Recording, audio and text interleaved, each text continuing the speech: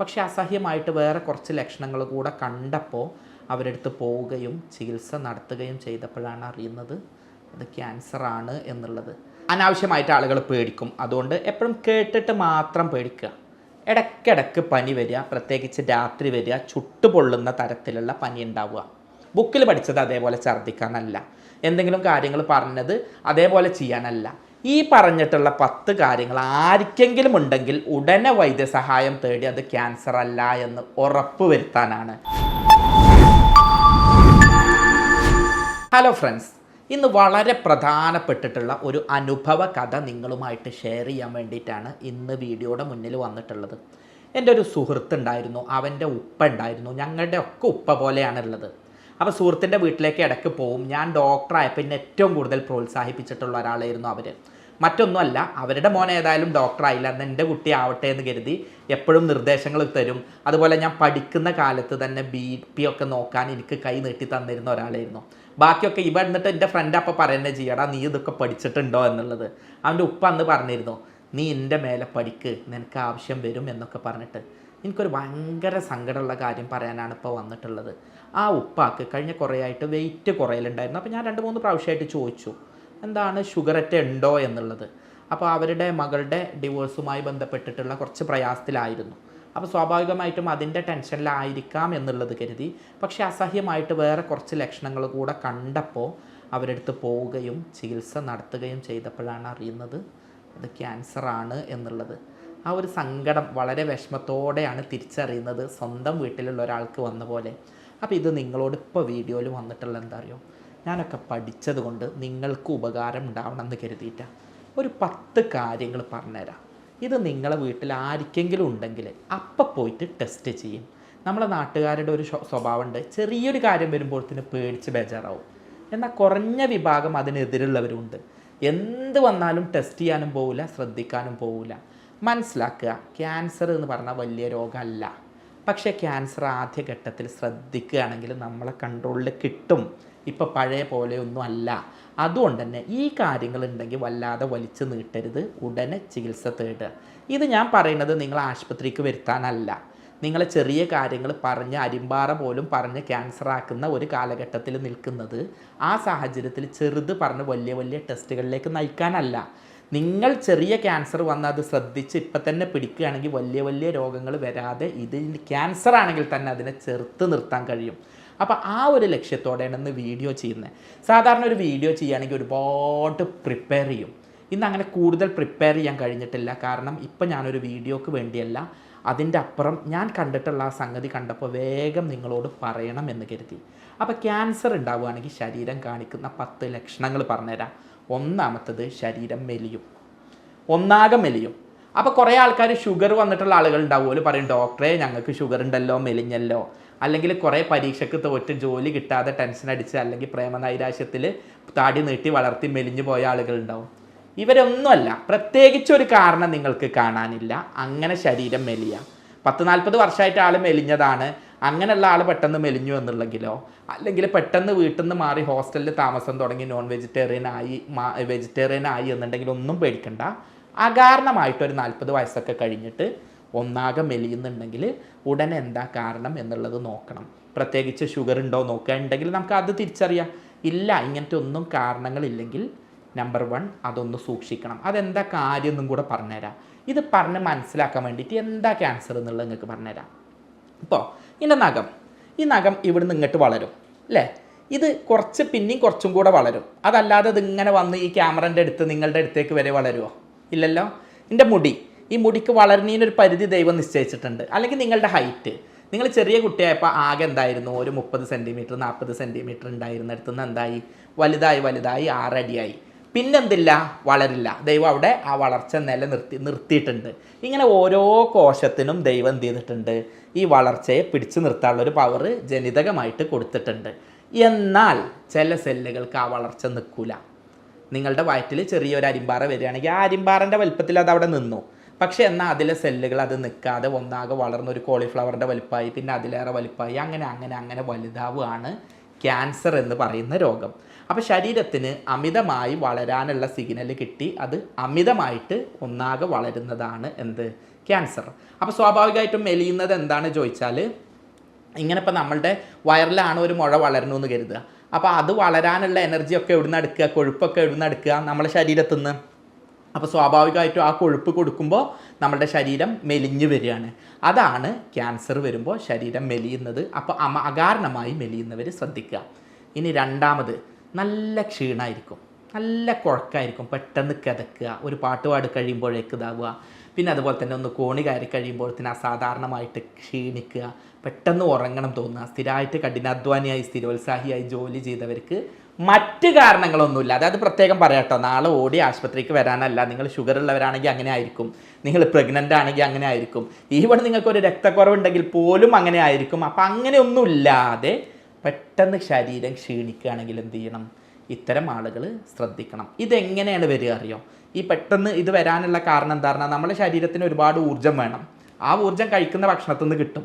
പക്ഷേ ഇവിടെ വേറൊരാൾ ഇങ്ങനെ വളരുന്നുണ്ട്, അപ്പോൾ സ്വാഭാവികമായിട്ടും അവനാണ് ഈ ഊർജ്ജമൊക്കെ കിട്ടുക.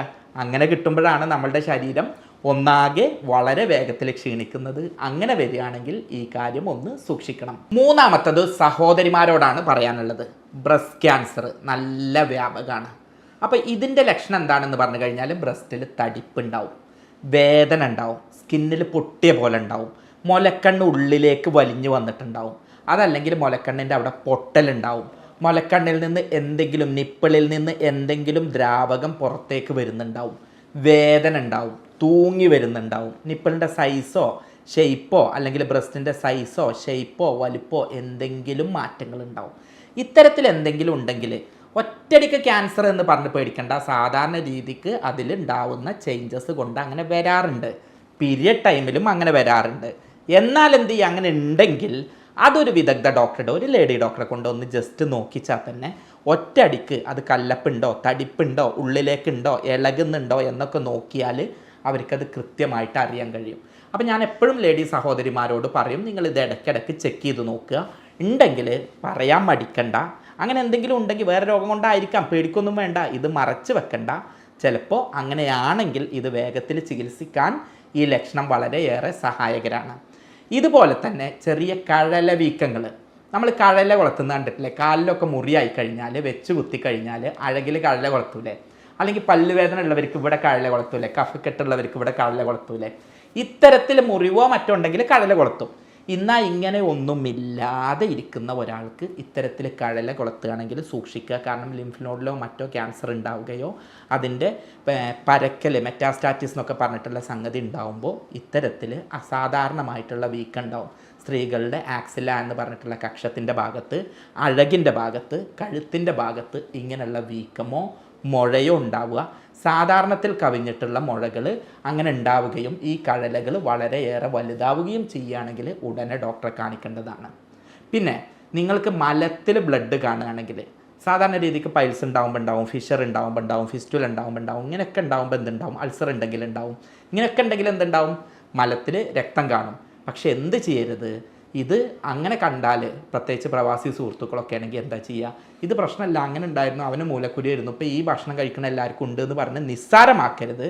അതെന്താണ് എന്നൊരു വിദഗ്ധ ഡോക്ടറെ കണ്ടിട്ട് എന്താണെന്ന് തിരിച്ചറിയണം. കാരണം ക്യാൻസർ ഉണ്ടെങ്കിലും ഇതേ രൂപത്തിലാണ് രോഗങ്ങൾ ഉണ്ടാവുക. നമ്മൾ ആറാമതായിട്ട് പറയാനുള്ളത് ശരീരത്തിലെ വിശപ്പ്. നല്ല വിശപ്പ് കുറവായിരിക്കും, പെരും തീറ്റപ്പിരാന്തനായിരിക്കും. പക്ഷെ ഇപ്പോൾ ഒന്നും വിശപ്പ് വേണ്ട, വിശക്കുന്നില്ല, പക്ഷേ ഒന്നും വേണ്ട, ഒന്നും ഇല്ലെങ്കിലും ഇങ്ങനെ പിടിച്ച് നിൽക്കുക. ആദ്യമൊക്കെ അത് ഭയങ്കര സംഭവമായിട്ടാണ് പറയാം. ഒരു യാത്രയൊക്കെ പോകുമ്പോൾ എനിക്കിപ്പോൾ നിങ്ങളെ പോലെ ഒന്നും അല്ല, അധികം ഭക്ഷണമൊന്നും വേണ്ട, ചിലവ് കുറവാണെന്നുള്ള അർത്ഥത്തിലാണ് പറയുക. പക്ഷെ അങ്ങനെ അസാധാരണമായിട്ട് സ്ഥിരമില്ലാത്ത തീറ്റപ്പിരാന്തനായിരുന്നു, ഭക്ഷണം ഇഷ്ടമായിരുന്നു, അങ്ങനെയുള്ള ഒരാളിങ്ങനെ വരികയാണെങ്കിൽ അതൊന്ന് ശ്രദ്ധിക്കണം. അതും ക്യാൻസറിൻ്റെ ലക്ഷണമാണ് എന്നാണ് ഓർമ്മപ്പെടുത്താനുള്ളത്. ഇനി പറയാനുള്ള പോയിൻ്റ്, അനാവശ്യമായിട്ട് ആളുകൾ പേടിക്കും. അതുകൊണ്ട് എപ്പോഴും കേട്ടിട്ട് മാത്രം പേടിക്കുക. ഇടയ്ക്കിടയ്ക്ക് പനി വരിക, പ്രത്യേകിച്ച് രാത്രി വരിക, ചുട്ടുപൊള്ളുന്ന തരത്തിലുള്ള പനി ഉണ്ടാവുക. ഇത് പകർച്ചപ്പനികളിലൊക്കെ ഇങ്ങനെ സംഭവിക്കും. എല്ലാവർക്കും പനിയുണ്ട്, വൈറൽ പനിയുണ്ട്, ഡെങ്കി പനിയുണ്ട്, ഇങ്ങനെ എങ്ങോട്ടെങ്കിലൊക്കെ ഉണ്ടാവും. അപ്പോൾ രാത്രി ടൈഫോയിഡ് ഉണ്ടെങ്കിലൊക്കെ രാത്രി പനി വരുമ്പോൾ പേടിക്കരുത്. ഒറ്റയടിക്കൊരു പനി വരുമ്പോഴേ കല്ലിയോ ക്യാൻസറായി എന്ന് കരുതല്ല. 2 ആഴ്ച തുടർച്ചയായിട്ട് നിൽക്കുക, വേറെ കാരണങ്ങളില്ല, വേറെ ആർക്കും ഇത് പകരുന്നില്ല, വേറെ ആർക്കും ഉണ്ടായിട്ടില്ല, ജോലി ചെയ്യുന്ന അവിടെ ആർക്കും ഉണ്ടായിട്ടില്ല, അങ്ങനെ ഉണ്ടാവുക. പലപ്പോഴും എന്താ അറിയോ, പനി ചിലരിൽ 2 ദിവസം 3 ദിവസമൊക്കെ നിൽക്കും. എന്നിട്ട് ഞാൻ തന്നെ ചെയ്ത പല വീഡിയോയിലും ആളുകൾ, ഡോക്ടറെ ഇത് നിങ്ങൾ ഇന്നാൾ വീഡിയോയിൽ പറഞ്ഞില്ലേ എന്ന് പറഞ്ഞു വരും. ഒരിക്കലും പേടിക്കരുത്. എന്നാൽ 2 ആഴ്ച കൂടിയിട്ടും നിൽക്കുന്നില്ലെങ്കിൽ ഉടനെ കാരണങ്ങൾ കൃത്യമായി ഒരു ഫിസിഷ്യൻ്റെ സഹായത്തോട് കൂടിയിട്ട് എന്താണ് കാരണം എന്നുള്ളത് കണ്ടെത്തുക. ഇതുപോലെ തന്നെയാണ് ചുമ എന്നുള്ളത്. ചുമക്കും ഈ പ്രശ്നമുണ്ട്. വേറൊന്നുമല്ല, സാധാരണ രീതിക്ക് അലർജി ഉള്ള ആളുടെ ചുമ, അതല്ലെങ്കിൽ പൊടി തട്ടിയിട്ട് അവിടെ നിൽക്കുന്ന അത്തരത്തിൽ ജോലി ചെയ്യുന്ന ആളുടെ ചുമ, അതല്ലെങ്കിൽ കൊറോണയോ ന്യൂമോണിയോ ഒക്കെ വന്നിട്ടുള്ള ആളുകളുടെ ചുമ, ഇതൊന്നുമല്ല. ഇങ്ങനത്തെ കാരണമൊന്നുമില്ല. പക്ഷേ ചുമച്ച് രക്തം വരുന്നുണ്ട്, ചുമച്ച് ആകെ ക്ഷീണിച്ച് മെലിഞ്ഞു പോകുന്നുണ്ട്. ഇത്തരത്തിൽ എന്തെങ്കിലും ഉണ്ടെങ്കിൽ ഉടനെ അത് ശ്രദ്ധിക്കുക. എന്നാൽ സാധാരണ ഒന്ന് ചുമക്കുമ്പോഴേക്കോ ആശുപത്രിയിലേക്കും ടെസ്റ്റ് ചെയ്യാനും ഓടണ്ട എന്ന് ഓർമ്മിപ്പിക്കുകയാണ്. ഇതേപോലെ തന്നെയാണ് തലവേദന. കാലങ്ങളായിട്ട് തലങ്ങനെ പെരുക്കുക, അത് കാഴ്ചനെ ബാധിക്കുക. എന്നാൽ മൈഗ്രെയിനും ടല്ലൈനും അങ്ങനെ അല്ലാത്ത രൂപത്തിൽ നിലനിൽക്കുന്ന തരത്തിലുള്ള നിങ്ങളുടെ ശരീരത്തിലുള്ള തലവേദനയാണെങ്കിലും ക്യാൻസറാണോ എന്ന് സംശയിക്കേണ്ടിയിരിക്കുന്നു. 9ാമത് പറയാനുള്ളത് കടുത്ത വേദന. ഈ വേദന എന്തുകൊണ്ടാണ് വരിക അറിയോ? അതായത് ഞാൻ നിങ്ങൾക്ക് മനസ്സിലാവുന്ന ഭാഷയിൽ, സാധാരണ ഞാൻ പേഷ്യൻസിന് പറഞ്ഞു കൊടുക്കുന്ന ഭാഷയിൽ പറഞ്ഞു തരാം. അപ്പോൾ നമ്മളെ 2 വിരൽ ഇങ്ങനെ ഉണ്ട്. ഇതിൻ്റെ ഇടയിലാണ് ഒരു ക്യാൻസർ സെല്ല് ഉള്ളതെന്ന് കരുതുക, ഒരു അരിമ്പാറ ഉള്ളതെന്ന് കരുതുക. ഇവ ഇങ്ങനെ വലുതാവുകയാണ്. അപ്പോൾ സ്വാഭാവികമായിട്ട് ഇവ ഇങ്ങനെ വലുതാവുന്നതിനനുസരിച്ച് ഇവിടെയുള്ള മസിലുകൾ എന്താവും, കീറും, പൊട്ടും. അതല്ലെങ്കിൽ ഇവിടെ 2 നിൽക്കുന്നതിൻ്റെ ഇടയിൽ ഇവിടെ ഒരാൾ വന്ന് വലുതായി ഇതിമ പ്രസ് വരികയാണ്. ഇതേപോലെ നിങ്ങളുടെ ലിവറിലും കുടലിലും മറ്റു ഭാഗങ്ങളിലൊക്കെ ക്യാൻസർ ഉണ്ടാകുമ്പോൾ ആ വലുതാവുന്നതിനനുസരിച്ച് ആ ലിവറിനെയും കുടലുമൊക്കെ പ്രസ്സിങ് വരും, വേദന ഉണ്ടാവും. അതല്ലെങ്കിൽ ഞരമ്പുമ കംപ്രഷൻ തട്ടും, വേദന ഉണ്ടാവും. അതല്ലെങ്കിൽ ഇവൻ വലുതാവുന്നതിനനുസരിച്ച് ആ സ്ഥലത്ത് വേറെ സംഗതികളിൽ തട്ടിയിട്ട് അവിടെ ഉണ്ടാവുന്ന വേദന ഉണ്ടാവും. അതേപോലെ തന്നെ പ്രത്യേകമായിട്ട് രാസപ്രവർത്തനത്തിൻ്റെ ഭാഗമായിട്ട് ചില കെമിക്കൽസ് ഉൽപ്പാദിപ്പിക്കും. അത്തരത്തിലും ഈ പ്രയാസങ്ങൾ ഉണ്ടാവും. അങ്ങനെ ഉണ്ടെങ്കിലും നിങ്ങൾക്ക് തലവേദന വരാം. തലവേദനയല്ല, വേദനകൾ വരാം. അതുകൊണ്ട് അമിതമായിട്ടുള്ള വേദനകൾ ഇതിൻ്റെ ഒരു പ്രധാന ലക്ഷണമാണ്. പക്ഷേ ഞാൻ കണ്ടിട്ടുള്ളത് ഇതിൻ്റെ മുൻപ് മറ്റ് ലക്ഷണങ്ങളൊക്കെ കാണും. അപ്പം തന്നെ ഏതാണ്ട് അറിയാം. ക്യാൻസർ വന്ന ഒരാൾക്ക് പിന്നെ ചിലപ്പോൾ എന്താവും എന്ന് പറഞ്ഞാൽ ചില പേഷ്യൻസ് ഉണ്ടാവും, വന്ന് നമ്മളോട് പറയും, പ്രത്യേകിച്ച് ഒരു 60-65 വയസ്സായിട്ടുള്ള ആളുണ്ടാവും, റിപ്പോർട്ടൊന്നും കൊണ്ടുവരാതെ വരും. അപ്പോൾ അത്തരം കേസുകളിൽ ഞങ്ങൾക്കൊക്കെ ഇത് വേഗം ക്യാൻസറാണെന്ന് മനസ്സിലാക്കാനുള്ള സഹായിക്കുന്ന ഒന്നാണ്. വീട്ടുകാരെന്ത് ചെയ്തിട്ടുണ്ടാവും, ക്യാൻസറാണ് എന്ന് അറിഞ്ഞിട്ടുണ്ടാവും. എന്നാൽ ഇവരെന്ത് ചെയ്തിട്ടുണ്ടാവില്ല, ഇവരോട് പറഞ്ഞിട്ടുണ്ടാവില്ല, ഇവർ ഡോക്ടറെ വേദനയാണ് എന്ന് പറഞ്ഞിട്ട് വരും. അപ്പോൾ അത്തരത്തിലുള്ള ഒരു സംഗതിയാണ് വേദന. അത് തന്നെ രാത്രിയാണ് സാധാരണയായിട്ട് കൂടാറുള്ളത്. എന്നാൽ സ്കിന്നിലെ ക്യാൻസർ നമ്മുടെ നാട്ടിൽ വല്ലാതില്ല. നെറ്റ് നിങ്ങൾ നോക്കുകയാണ് ക്യാൻസറിൻ്റെ 10 ലക്ഷണങ്ങൾ ഏതൊക്കെയാണെന്ന് നോക്കിയാൽ ഒരുപക്ഷെ ആദ്യം കാണുന്നത് ഈ സ്കിന്നിലുള്ളതായിരിക്കും. ഞാൻ അങ്ങനെയല്ല പറയുന്നത്, അത് ലാസ്റ്റായിട്ടാണ് പറയുന്നത്. നമ്മുടെ നാട്ടിൽ അധികം ഇല്ല. പക്ഷെ ഇപ്പോൾ നമ്മളുടെ സഹോദരന്മാർ ഒരുപാട് പേര് യൂറോപ്പിലേക്കും അമേരിക്കയിലൊക്കെ മൈഗ്രേറ്റ് ചെയ്യുമ്പോൾ ആ ഒരു സംഗതി ശ്രദ്ധിക്കുക. അപ്പോൾ എന്താണെന്ന് പറഞ്ഞാൽ സ്കിന്നിൽ ചെറിയ അരിമ്പാറ, അതല്ലെങ്കിൽ ചെറിയ മറുക്, അതിങ്ങനെ വലുതാവും. അതിങ്ങനെ അമർത്തി നോക്കിയാൽ തന്നെ അതിൻ്റെ ഉള്ളിലേക്ക് എന്തോ ഉള്ള പോലെ ഉണ്ടാവും. അവിടെ എന്തുണ്ടാവും, ചെറിയ മുറിവുകളായിട്ടും ഇച്ചിങ് ആയിട്ടും ഒക്കെ. അതുപോലെ തന്നെ അതിൻ്റെ മാർജിനുകൾ, അരിമ്പാറ സാധാരണ ഒരേ കളറിലല്ല ഉണ്ടാവുക, അങ്ങനെയല്ല, പലയിടത്ത് വരും, പല കളറിലുണ്ടാവും. അതിൻ്റെ ഒരുപോലെ ആവില്ല, ഇറഗുലർ ആയിട്ടാണ് ഉണ്ടാവുക. ഈ ഒരു അർത്ഥത്തിലൊക്കെ ഉണ്ടാവുകയാണെങ്കിൽ അത് സ്കിന്നിലെ ക്യാൻസറാണ് എന്നുള്ളത് പേടിക്കണം. പക്ഷെ ഞാൻ അതിനെ അത്ര ഗൗരവമായിട്ട് നിങ്ങളോട് പറയുന്നില്ല. കാരണം ഞാനിവിടെ വന്നിട്ടുള്ളത് ബുക്കിൽ പഠിച്ചത് അതേപോലെ ഛർദ്ദിക്കാനല്ല, എന്തെങ്കിലും കാര്യങ്ങൾ പറഞ്ഞത് അതേപോലെ ചെയ്യാനല്ല. ഈ പറഞ്ഞിട്ടുള്ള 10 കാര്യങ്ങൾ ആർക്കെങ്കിലും ഉണ്ടെങ്കിൽ ഉടനെ വൈദ്യസഹായം തേടി അത് ക്യാൻസർ അല്ല എന്ന് ഉറപ്പ് വരുത്താനാണ്. ഈ പറഞ്ഞതിൻ്റെ ഉദ്ദേശശുദ്ധി അനുഭവങ്ങളിൽ നിന്നാണ് ഓരോരുത്തരും മികച്ച ഡോക്ടറാവുന്നത് എന്ന് പലപ്പോഴായിട്ട് തോന്നിയിട്ടുണ്ട്. അതുകൊണ്ട് തന്നെ ഇത്തരം കാര്യങ്ങൾ കണ്ടപ്പോഴാണ് എനിക്ക് തോന്നിയത് വീഡിയോ വല്ലാതെ കുറേ ചെയ്യുന്നതിന് പകരം ഇത്തരം ആളുകൾക്ക് വീട്ടിലിരുന്ന് മനസ്സിലാക്കേണ്ട കാര്യങ്ങൾ ചെയ്യുക എന്നുള്ളത്. ഇതിൻ്റെ താഴെ ഇനിയിപ്പോൾ ഞാൻ വല്ലാതെ പ്രിപ്പയർ ചെയ്യാതെ വന്നിട്ടാണ് ഇത് ചെയ്തിട്ടുള്ളത്. ടോപ്പിക്ക് നന്നായിട്ട് പഠിച്ചിട്ടുണ്ട് കേട്ടോ, പക്ഷേ ഭാഷാപരമായിട്ടും മറ്റൊന്നും അധികം പ്രിപ്പയർ ചെയ്തിട്ടില്ല. അതുകൊണ്ട് തന്നെ ഇതിൻ്റെ താഴെ കുറേ കമൻറ്റുകൾ ഉണ്ടാവും. ദയവായിട്ട് ഇത് പരമാവധി ആളുകളിലേക്ക് എത്തിക്കുക. ഇത്തരം പ്രശ്നങ്ങൾ ഒരാളിത് കാണാതെ ശരീരം മെലിഞ്ഞു, എൻ്റെ ശരീരം നന്നായി എന്ന് കരുതി, അതല്ലെങ്കിൽ വേദന അതൊക്കെ ശരിയായിക്കോളും എന്ന് കരുതി, ചുമ വന്നത് ഗൗനിക്കാതെ, പനി വന്നത് ഗൗനിക്കാതെ ഇരുന്നിട്ട്, അല്ലെങ്കിൽ എന്തെങ്കിലും ബ്രസ്റ്റിലോ മറ്റോ ഉണ്ടായിട്ട് സ്ത്രീകൾ ആരോടും പറയാതെ ഇരുന്നിട്ട് ക്യാൻസർ രോഗിയായി പിന്നെ തിരിച്ചു കിട്ടാത്ത രൂപത്തിലാവാതിരിക്കാൻ ദയവായി ഈ വീഡിയോ ഒന്ന് ഷെയർ ചെയ്യുക. അങ്ങനെയാണ് എന്നുണ്ടെങ്കിൽ ഒരുപാട് പേരുടെ ജീവിതം നമുക്ക് ക്യാൻസറിൽ നിന്ന് രക്ഷപ്പെടാനാവും. ഇനി ഇങ്ങനെ എങ്ങാനും ഉണ്ടെങ്കിൽ ഇതൊന്നും പേടിക്കണ്ട, ഇതൊക്കെ മാറ്റിയെടുക്കാവുന്നതാണ്. എപ്പോഴും ഞാൻ പറയുന്നൊരു സംഗതി ഉണ്ട്, സംഭവിച്ചതിനൊക്കെ നല്ലതാണ്. നമുക്ക് ദൈവം എന്ന് പറഞ്ഞ ഒരാൾ എല്ലാം നല്ലതിനാണ് വെച്ചേക്കുന്നത്. ദൈവം ഇങ്ങനെ ഒരു ലക്ഷണം കാണിച്ചു തന്നുകൊണ്ട് നമുക്കിത് അറിയാൻ പറ്റിയെന്ന് കരുതിയിട്ട് പോസിറ്റീവായിട്ട് ചിന്തിക്കുക.